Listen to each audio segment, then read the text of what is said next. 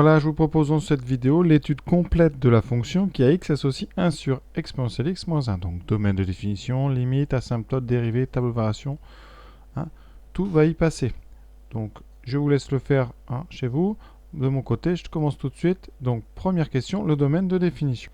Alors domaine de définition, donc c'est les valeurs pour lesquelles on peut calculer. Donc ici, seul problème, la division.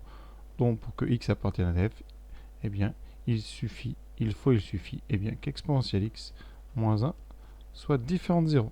On résout ça tout de suite, qui équivaut à exponentielle x différent de 1, et on sait bien, j'ai tracé la courbe ici, qu'exponentielle x vaut 1 en 0, donc ça nous donne x différent de 0.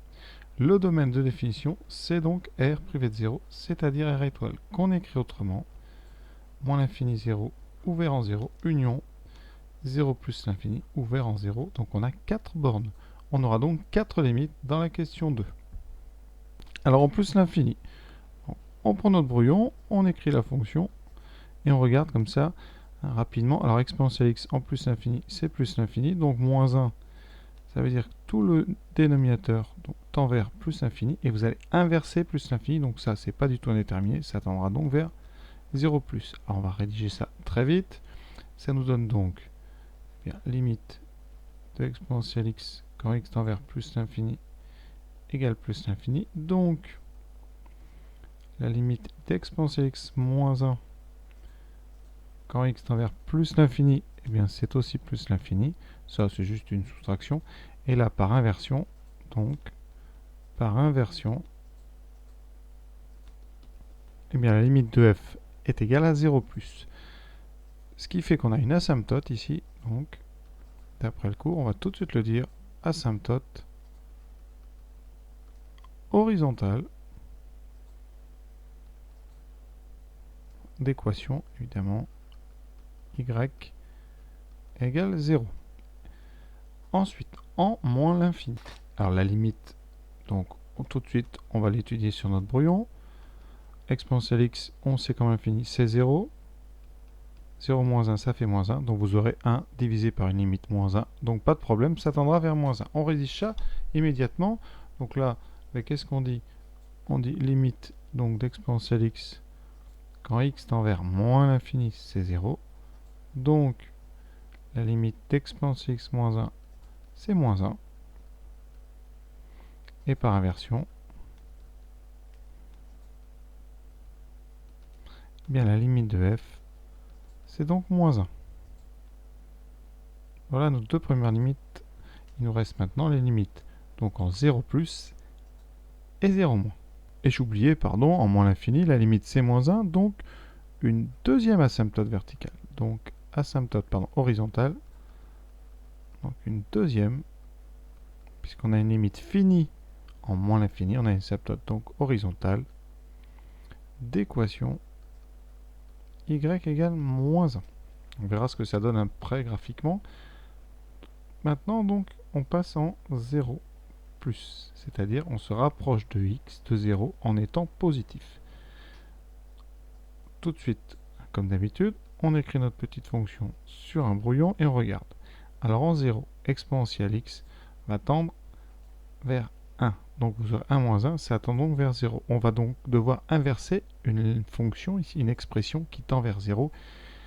Il faut donc savoir si c'est vers 0 plus ou 0 moins. Donc on a besoin de faire une étude de signe d'exponentielle x moins 1 autour de 0. Alors pour rédiger ça, je vous propose de dire que en 0 plus, x est strictement positif, ce qui équivaut, en composant des deux côtés par exponentielle, à exponentielle x strictement plus grand qu'exponentielle 0. Et donc, ça nous donne exponentielle x super strictement moins 1, qui nous donne exponentielle x moins 1 strictement positif. Donc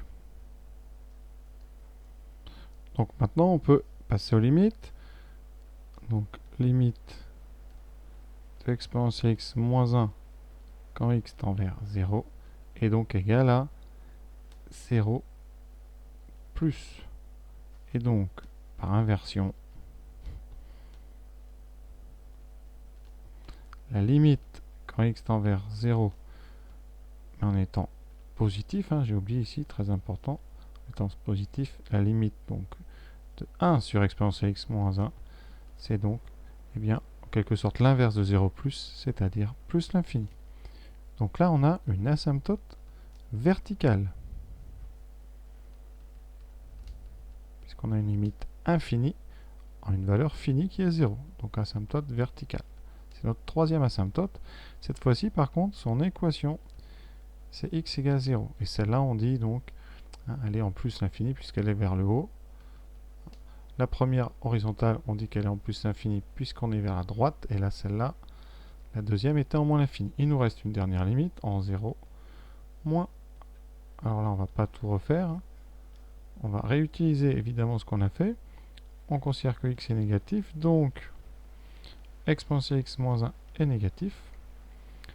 Et donc, la limite d'exponentielle x moins 1 quand x tend vers 0 et x en étant négatif est égal à 0 moins.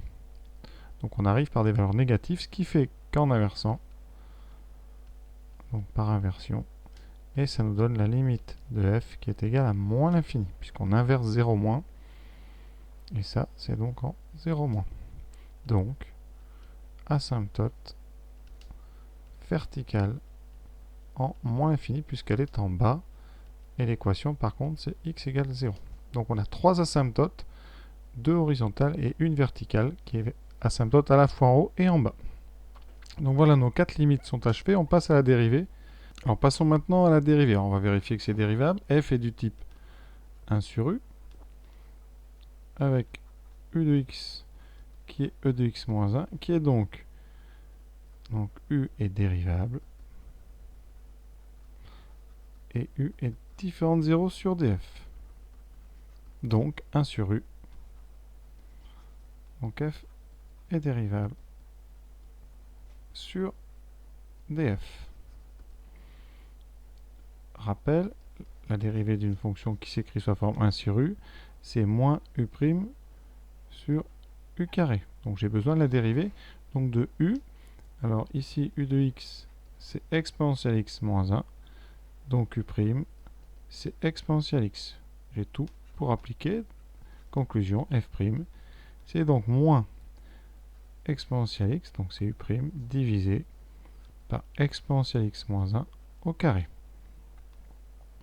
On va maintenant étudier le signe de cette fonction.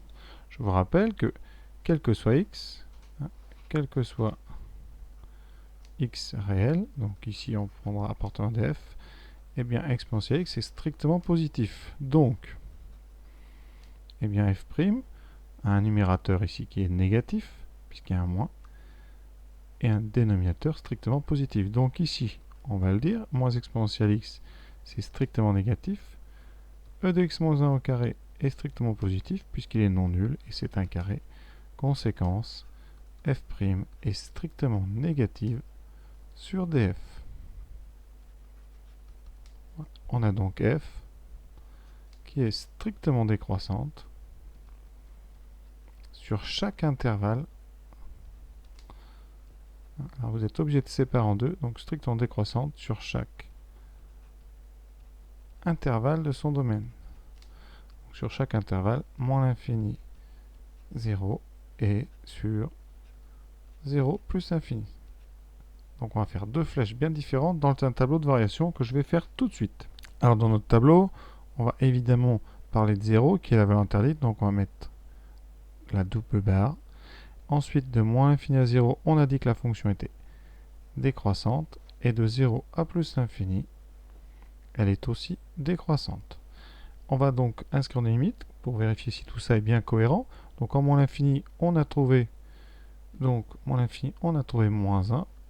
En 0 moins, on a trouvé donc moins l'infini, donc c'est cohérent. Ensuite, en 0 plus, on a trouvé plus l'infini. Et en plus l'infini, on avait trouvé 0.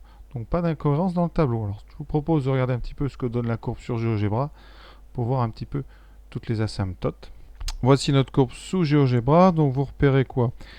Vous voyez bien l'asymptote ici verticale. Quand on se rapproche par la droite de 0, de x égale 0, on monte. Ici, quand on s'approche par la gauche, eh bien ça descend. Donc c'est la traduction de moins l'infini pour la gauche et plus l'infini pour la droite. Quand on va vers plus l'infini ici, donc quand on va à droite, eh bien vous avez la courbe qui s'écrase ici sur l'horizontale y égale 0. Et quand on est vers la gauche, c'est-à-dire qu'on va vers moins l'infini, eh bien on voit la courbe qui s'écrase là assez rapidement sur la droite horizontale d'équation y égale moins 1. Donc c'est ces fameuses deux asymptotes horizontales et ici l'asymptote verticale qui n'est autre que l'axe des ordonnées. Donc on retrouve graphiquement tout ce qu'on avait établi par le calcul. Eh bien cette vidéo s'achève, j'espère que ça vous a plu et à très bientôt.